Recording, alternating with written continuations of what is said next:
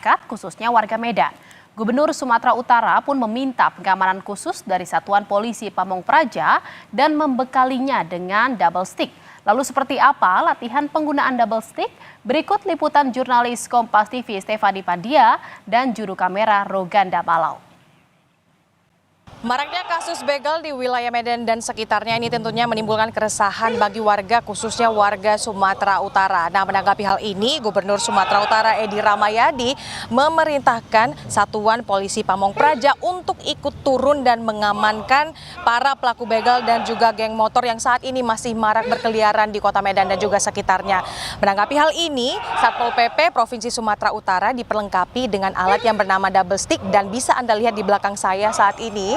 Satuan Pamong Praja, Polisi Pamong Praja, Provinsi Sumatera Utara saat ini akan rutin melakukan latihan.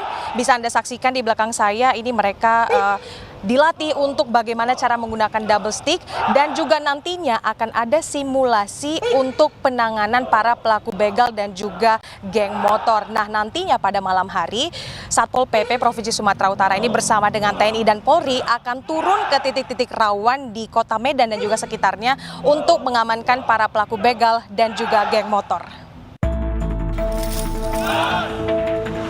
Dengan maraknya kasus begal di Kota Medan, tim anti begal pun dibentuk dengan menggunakan alat yang tidak melanggar ketentuan.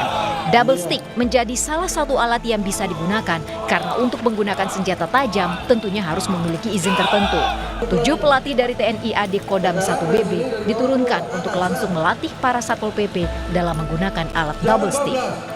Untuk menjaga keamanan ketertiban masyarakat, salah satunya adalah pembentukan daripada tim anti begal serta terhenti bom lainnya.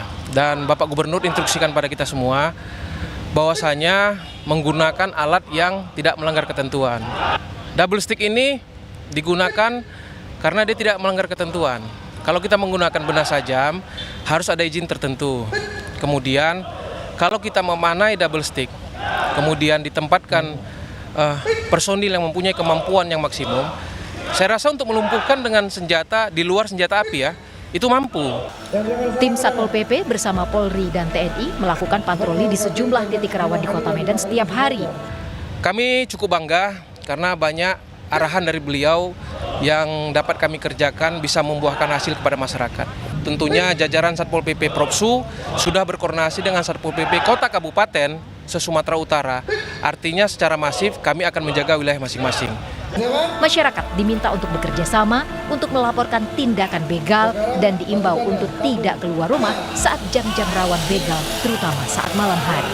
Stefani Pandia, Roganda Malau, Kompas TV, Medan, Sumatera Utara.